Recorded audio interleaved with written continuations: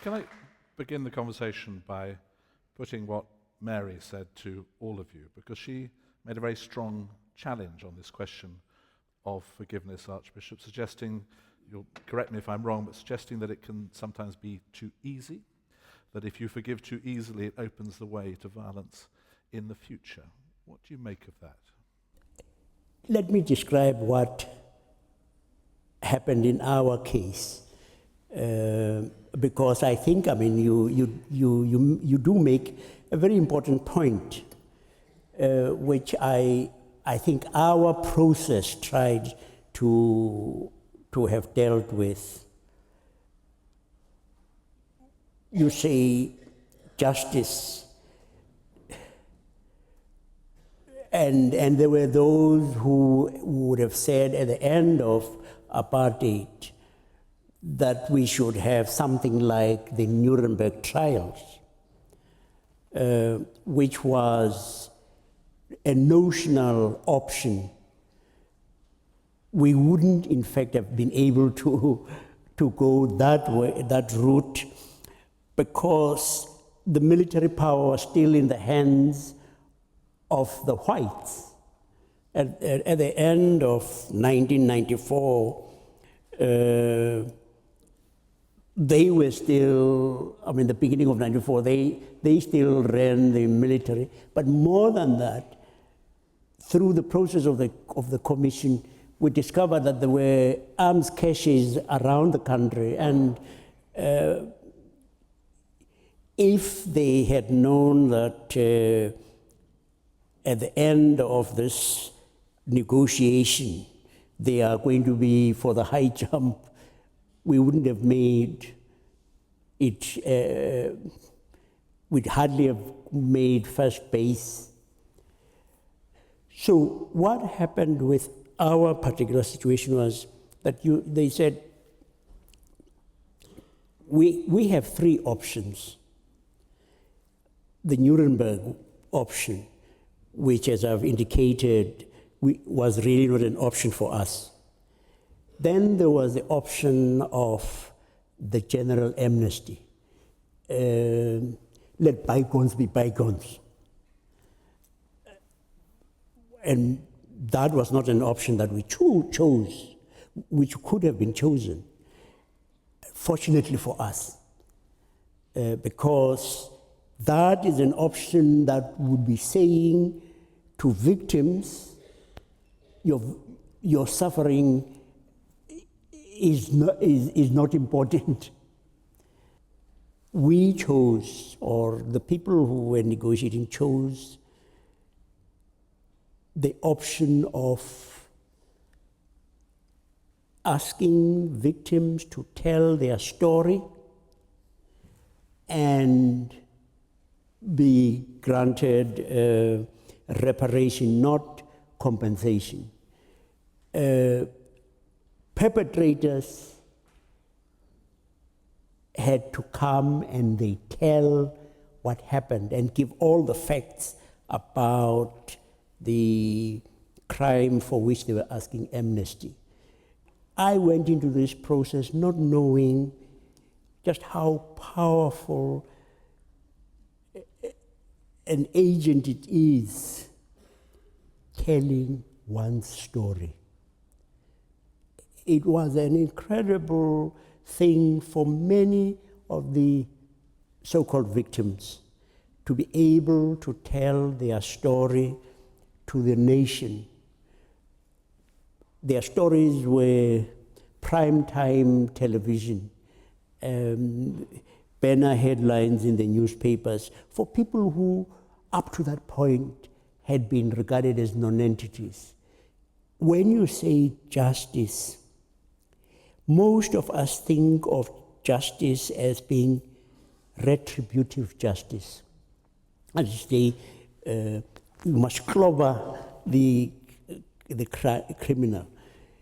We say, yes, there is justice, restorative justice, where you're saying we're not concentrating on being punitive. Again, Ubuntu says, where you have had an offense, there is a breach in relationship. So when you deal with the crime, the offense, you are trying, in fact, to restore the relationship that was there before. I think that it's very important for every victim to choose whether they want to forgive, whether they want to understand, and have the support to go on their own journey. I know for me, being with other victims from Northern Ireland and hearing each other's stories really helped. And I've definitely got two parts of me. There's one part that when I feel the pain, I want to hit out, to hurt another, to blame, to punish. And I've got another part of me which wants to transform that pain into passion, peace, wants to understand, wants to challenge while allowing the other the dignity. And every day I'm choosing to put my energy into the part that wants to transform. But I don't always get it right. I've raised my 3 daughters in a non-violent way, but even recently one of them said, "Mum, you're blaming me. Will you go and sort out your anger? Do you need a cushion? What do you need to do?" So I'm constantly being challenged about which part of me I give the energy to. And it's a daily choice, and it's not something that I'm getting right. It's definitely a journey. But I know I feel better in myself. That's the important thing when I look for the way to understand. Patrick, do you want to add anything to that? I think the loss has to be honoured, the loss has to be understood. People have to recognise the magnitude of the loss. And if it isn't appreciated, then something terrible has been squandered, and opportunities have been squandered to not repeat history. And if people feel, that they're forced into a situation of forgiving, forced to have to be, the Christian, and they have to forgive, that's nearly applying another level of abuse. They've been re-abused there. I think it's important that they feel heard so that we can move on. And I put that all down to this thing, understanding again. Forgiveness, I actually don't understand. I'm not a Christian, and the term is used very much in a Christian sense, I believe, by most people.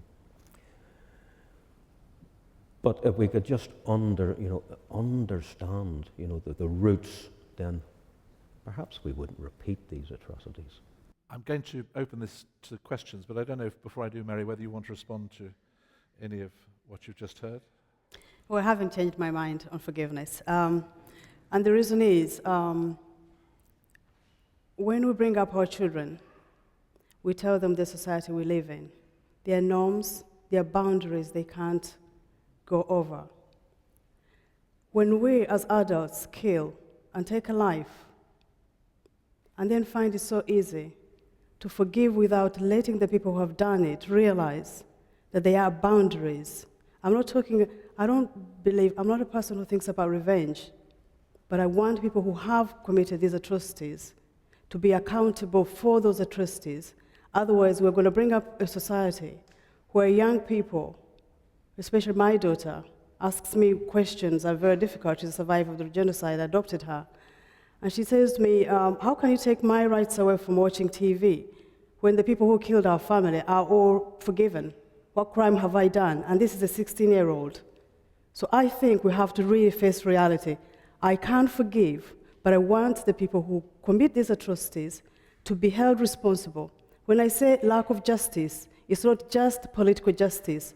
There hasn't been social justice or any other justice at all, that the victims usually have to live with trauma and other related post-genocide or post-conflict issues that we forget immediately, because as far as you're not the person concerned, it's easy to say, well, why don't we move on? Moving on is very difficult, especially when there's no justice.